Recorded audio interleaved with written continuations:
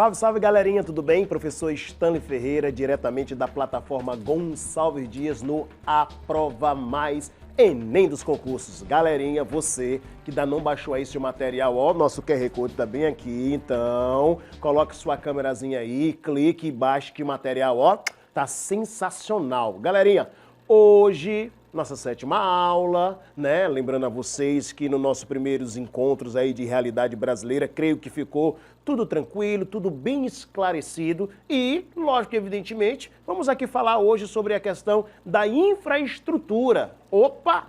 O que vem a ser infraestrutura? Muito se fala sobre infraestrutura, muito se fala sobre melhoria de tais infraestruturas. Lógico, senhores, mas antes de mais nada, vamos analisar aqui.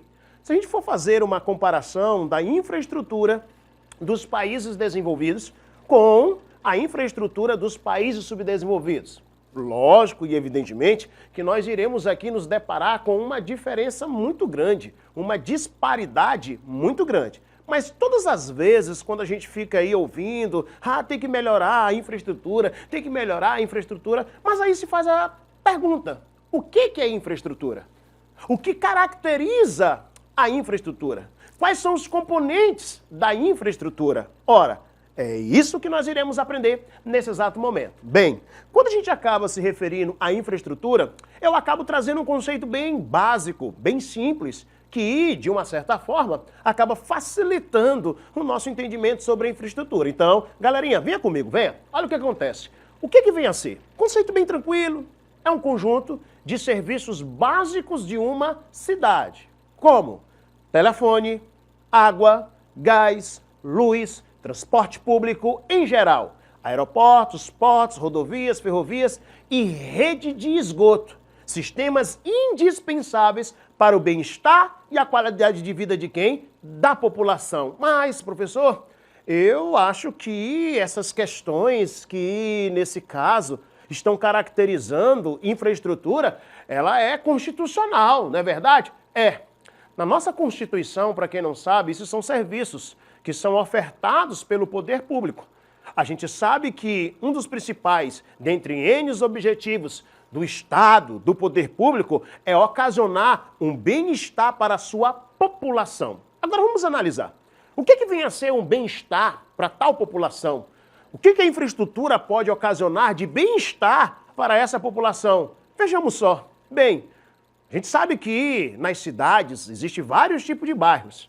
Os bairros, nesse caso, eles são considerados, de certa forma, até heterogêneos. Se a gente for pegar um bairro nobre, lógico e evidentemente que as prestações de serviços associados à infraestrutura é bem melhor do que se compararmos aos bairros periféricos. Vamos dar um exemplo aqui? As favelas. Lembrando perfeitamente que nós já caracterizamos o que vem a ser uma favela. Relembrando, vamos lá, acompanha comigo. O que vem a ser uma favela? Ocupações irregulares, em que, ao se ter tais ocupações irregulares, elas não vão possuir infraestrutura. Não vão possuir nem o básico do básico, neste caso. Uma vez favela, sempre favela? Lógico que não. Porque não significa que uma área que é ocupada de forma irregular, que acaba crescendo sem nenhum tipo de estrutura, o Estado não possa vir, o poder público não possa vir e acabar com aquela característica, gerando a estrutura adequada. Imagine só, os bairros que possuem a rede de esgoto, é sensacional. Mas também imagine só os bairros que não possuem rede de esgoto. E isso é uma questão não apenas ambiental, mas também é uma questão sanitária.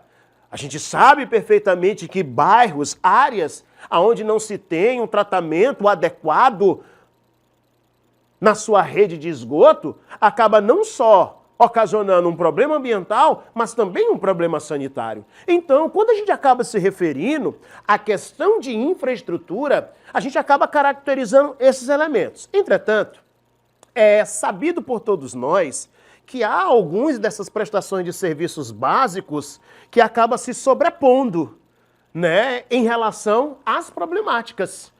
Vamos analisar. Uma das principais problemáticas que todos nós aqui vivenciamos, principalmente nas grandes cidades, é a questão da mobilidade urbana. Um outro problema também das grandes cidades é a questão de um acesso à saúde de qualidade. Grandes cidades não significa grandes soluções. Pequenas cidades também não significa pequenos problemas. Lógico e evidentemente que, à medida que nós temos um aumento das cidades, a tendência é que ocasione o acompanhamento desse crescimento das cidades com a prestação de serviços. Então, muitas das vezes, há países que nem o básico do básico acabam oferecendo. Eu vou aqui fazer uma viagem, vamos sair aqui do continente e ir para outro continente, a África em si. A maioria dos países do continente africano, principalmente no que se refere à querida e famosa África Negra, porque o continente africano, ele é um celeiro de problemáticas, não só na esfera geopolítica, né, mas também na esfera social, econômica, cultural, religiosa, ambiental, e assim vai. Se você for pegar a Somália, que está bem ali próximo daquilo que a gente denomina de chifre da África, banhado ali pelo Golfo do Aden. Se você for ver a Somália, é um país muito pobre. Desculpa a expressão aqui a ser utilizada dentro de uma esfera, a maior parte da população, ela vive abaixo da linha da pobreza. E quando a gente acaba se referindo abaixo da linha da pobreza, deixa eu utilizar até de uma forma, né, bem popular, que venha facilitar o nosso entendimento, a nossa compreensão, vive lá na miséria. O que é um cidadão viver na miséria? Um cidadão viver na miséria está também associado a essa questão estrutural. Porque vejam só, se nós temos uma boa prestação de serviços relacionados à infraestrutura, isso automaticamente vai acarretar numa melhoria de qualidade de vida. Opa, peraí. Então, professor, quer dizer que eu posso associar qualidade de vida com a questão de infraestrutura? Não só posso, como eu tenho que associar.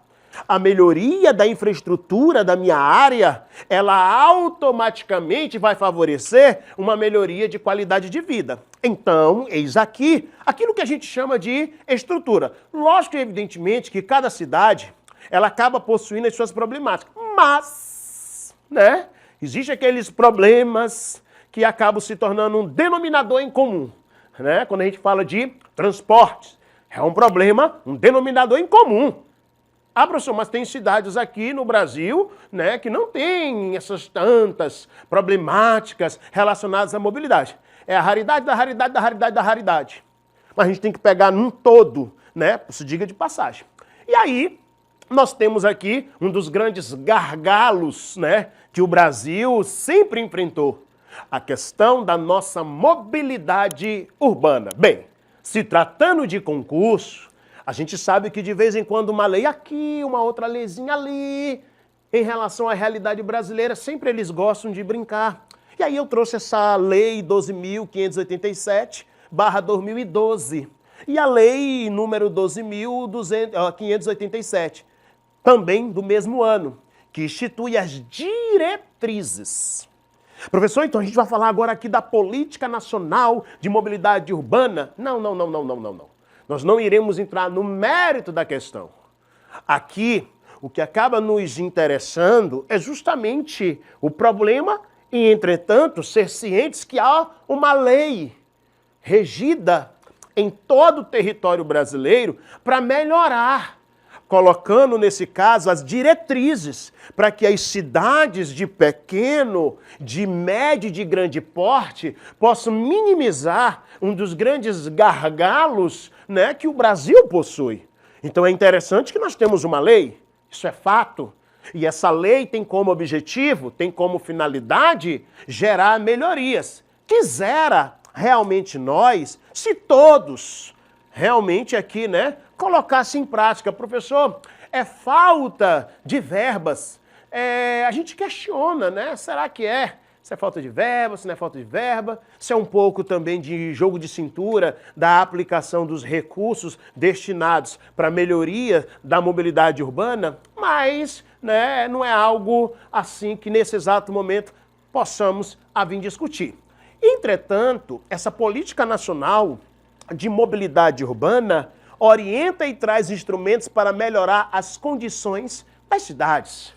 né, deslocamento, nesse caso, não só de pessoas, mas também das mercadorias. E aí nós temos alguns princípios, esse sim, até porque a gente fala de inclusão, a educação inclusiva, a questão da mobilidade inclusiva também. E todas as vezes que a gente acaba se referindo à mobilidade, um dos grandes problemas é a questão da acessibilidade. Vejam só aqui que não são todos, né, lugares em que nós temos a acessibilidade para pessoas que têm um determinado problema de locomoção. Então aqui a imagem retrata perfeitamente, né, um dos grandes problemas que já era para estar sendo solucionado há muito tempo, porque já existe uma política, já existe uma diretriz desde o ano de 2012. Então não é algo faz muito tempo, da década de 90, não. Há 12 anos atrás. Então é uma lei, é uma política recente. Ah, professor, mas será que ainda falta tempo para que as cidades possam realmente, né, colocar tal política 100%? Não. Já se teve o tempo suficiente. Já temos que ter, deveríamos ter na maioria das cidades, já uma eficiência e uma eficácia relacionadas a esse tipo de prestação de serviço. Então, a acessibilidade universal, né, isso é fato. Os deficientes visuais, um exemplo bem claro, né? Ter esse acesso. Então, a acessibilidade é também um dos problemas, ok? A equidade no acesso ao transporte público, o quê? Coletivo. Né? A gente sabe que o transporte público coletivo, ele é de município para município, de cidade para cidade. Cada estado, com as suas cidades, rege, né, a sua maneira, nesse caso aí, da gestão desse transporte público coletivo. Aí nós temos a eficiência, a eficácia, a efetividade nas prestações do serviço de transporte e na circulação urbana. Um desenvolvimento, né? Porque a gente sabe que hoje as atividades econômicas, elas têm que estar aí associadas a questões das sustentabilidades em si, a respeito às questões ambientais e segurança, principalmente nos deslocamentos. Isso é óbvio. Não adianta eu querer me deslocar e não ter o básico do básico. E quando a gente acaba se referindo ao básico do básico, eu estou me referindo à segurança. Imagine só, o Brasil, você diga de passagem, daqui a pouco nós iremos aqui tecer alguns comentários. O Brasil, senhores, é um dos países onde acidente de trânsito está lá em cima. Supera até algumas guerras de acordo com as estatísticas. Ah, professor, será que é uma falta de uma política de conscientização? Será que ainda é uma falta de uma educação no trânsito? De quem é mais a responsabilidade? Será do poder público ou daqueles que, na verdade, utilizam-se, principalmente os condutores? É feito um levantamento que, infelizmente, pasme, senhores, a maioria dos acidentes de trânsito são feitos por irresponsabilidade de condutores. E isso nós temos que ter uma política mais severa. E aí, um programa de ação. Programar a implementação do plano através de quê? De ações, prioridades, prazos, responsabilidades de execução, custos, que a gente sabe, principalmente o sistema rodoviário, o transporte rodoviário, só a nível de curiosidade, é o transporte mais caro. Tem as suas vantagens? Lógico que tem. Ele é um transporte utilizado para deslocamento de quê? De pessoas. Mais rápido, né? Chega pertinho da sua casa. O metrô, ele não te deixa na porta da sua casinha. O ferroviário não deixa na porta da sua casinha.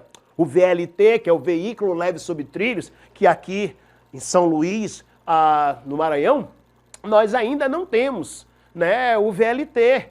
Isso iria desafogar bastante algumas problemáticas que a nossa cidade, não só a nossa cidade, mas a ilha de Upauaçu, né, iria gerar uma melhoria muito grande. Professor, peraí, não é Ilha de São Luís? Não, não é Ilha de São Luís não, viu? É Ilha de Upauaçu. São Luís, Paz Lumiar, São José de Ribamar e Raposa. E as fontes de financiamentos.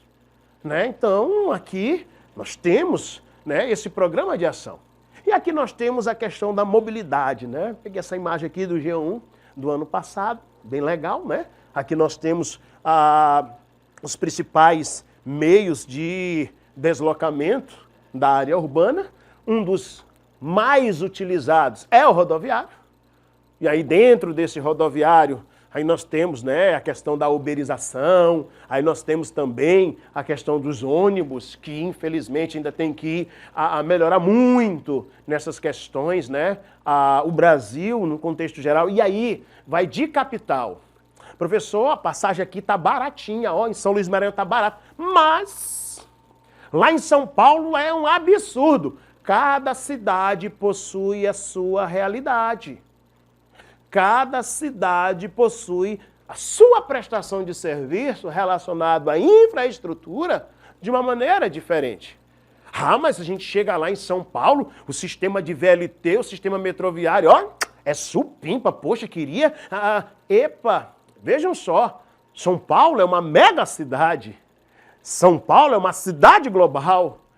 Então, os olhares de infraestrutura de São Paulo, não desmerecendo as outras cidades, né, estão além. Mas mesmo assim, São Paulo, com todo esse recurso financeiro, com todo esse olhar do mundo para São Paulo, tem graves problemas, seríssimos problemas relacionados à infraestrutura, relacionado à questão da mobilidade urbana. Então, cada cidade, por se diga de passagem, vai ter os seus probleminhas. Isso é fato, isso é óbvio.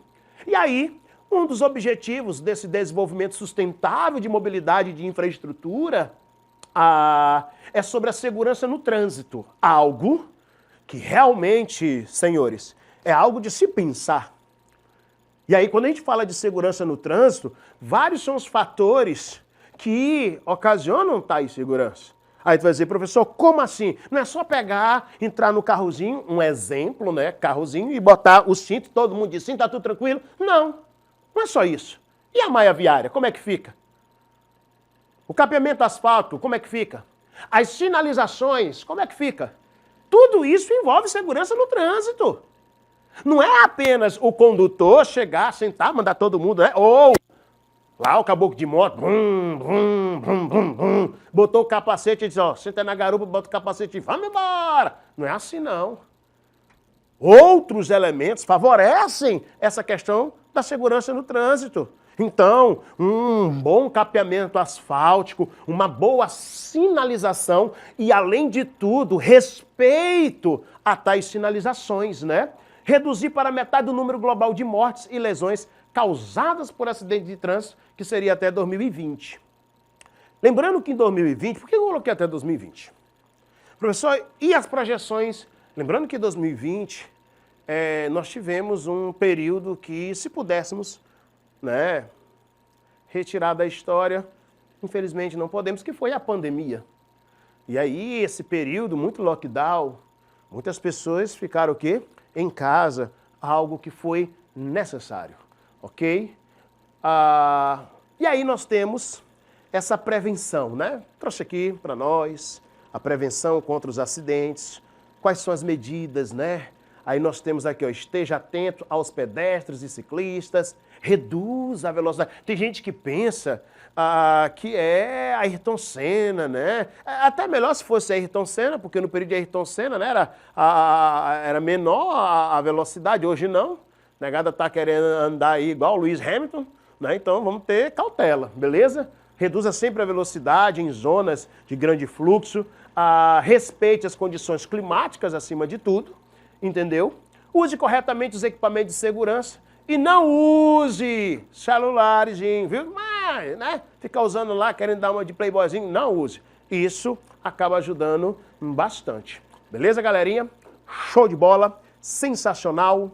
Bem, ficamos por aqui e conto com vocês até a nossa próxima aula. E, galerinha, agora, ó, nosso materialzinho, QR Codezinho aqui, clique, não esqueçam e dê aquela estudada e até a próxima aula.